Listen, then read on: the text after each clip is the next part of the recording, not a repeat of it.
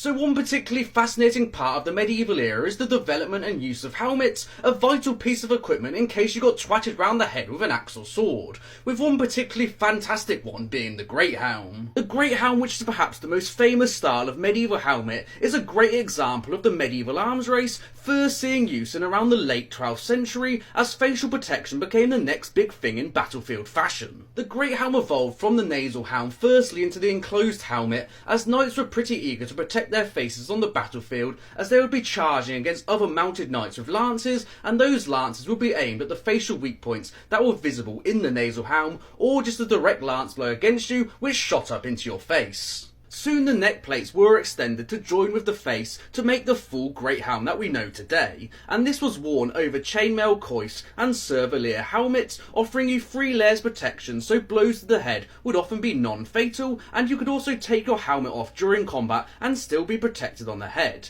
However, for all this protection it did offer, it did come with numerous trade-offs. Breathing and visibility would be extremely restricted due to the small eye slits, meaning you couldn't really see anything in your general bubble, and while the breathing holes did aid you in looking down, there usually would be limited amount of these as each one weakened the faceplate, and there usually wouldn't be any at all on the left side as that's where blows usually came from as everyone was right-handed, and if you got twatted round the face with too many breathing holes, your helmet and then your skull would be caved in. The lack of holes caused ventilation issues and often knights' heads overheated, and perhaps one of its most fatal flaws was the flat top, meaning if you got struck by a sword blow or an axe blow, it wouldn't deflect off it, instead it would take the full weight of that blow, meaning you'd have ringing in your ears the rest of the battle and you'd start seeing butterflies, or it would transfer directly down your neck through your spinal cord, and that wouldn't be very pleasant either. It's likely that the flat-shaped helmets were adopted from the earlier cone ones as metallurgy techniques were not up to scratch yet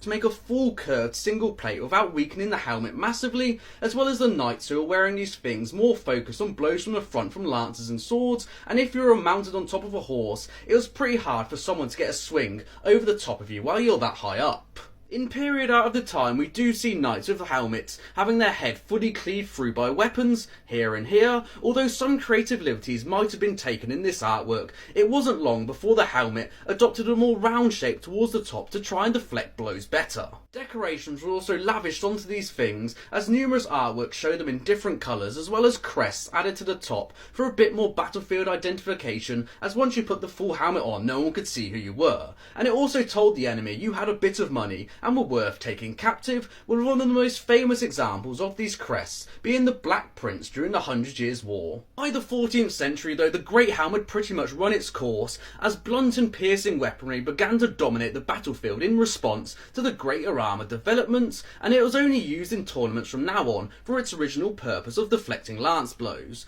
with the Bascinet taking over as it offered more freedom to the wearer with a removable face visor. So this absolute monstrosity here is the Frogmouth helmet, a magnificent medieval helmet that began seeing use at the beginning of the 15th century as knights needed new ways to show they were the king of the joust. The simply named Frogmouth helm, also called the Stechhelm in German, and I've probably mispronounced that so I apologise, meaning jousting helmet, was an absolutely fascinating one due to the way the visor was situated, meaning you couldn't see out of it if you were standing straight up, only leaning forward, which was when you were situated on your horse in the classic jousting position. At the last moment before impact, the combatants would usually lift their heads up vertically, obstructing their vision, but it now prevented any gaps being visible for an enemy to sneak a lance through and twat you in the face, and it also prevented when the lance shattered on your body, splinters flying up and coming back down and hitting you in the eye. The helmet would often have an openable visor and breathing holes on the right side, the side you're less likely to get hit on,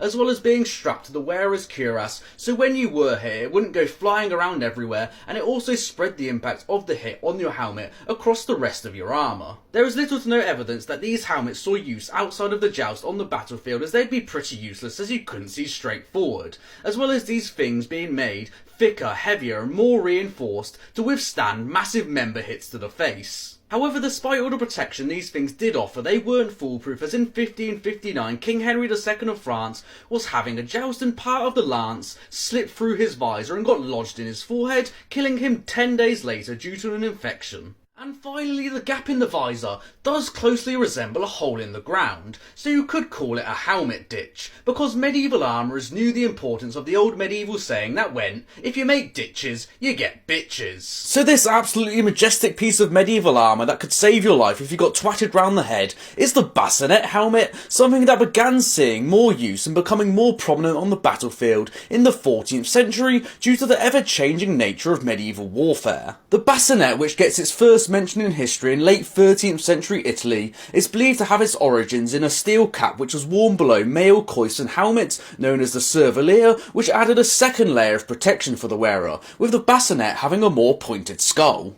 Just like a group of lads in Magaluf, protection was the aim of the game for Bascinet wearers, as by 1330 chainmail aventails were beginning to be added, protecting the user's neck and shoulders, which came in handy as during combat knights, once dismounted, often removed their great helms for greater vision and ventilation while fighting on foot, which the protection the Bascinet offered allowed them to do so. A great example of this being shown on Edward the Black Prince's tomb, son of King Edward III of England, who fought during the 100 Years' War in the mid-14th century. However, the 14th century saw a radical change in medieval warfare, which would see the Bascinet become the hottest piece of equipment in the knight's armoury, as mounted knights, whose charge had dominated the battlefield for centuries, were now beginning to be countered by groups of infantry and archers dug into well-entrenched positions, as shown at the Battle of Golden Spurs in 1302, Bannockburn in 1314, and Cressy in 1346. As the century went on, more and more knights opted to fight dismounted, and the great helm they once wore, which was ideal for combat on horseback and protecting your face against a lance blow, offered extremely poor ventilation and vision of what's going on around you, which made it absolutely awful for dismounted combat where you needed to see what was going on around you, so the great helm was relegated largely to tournament use.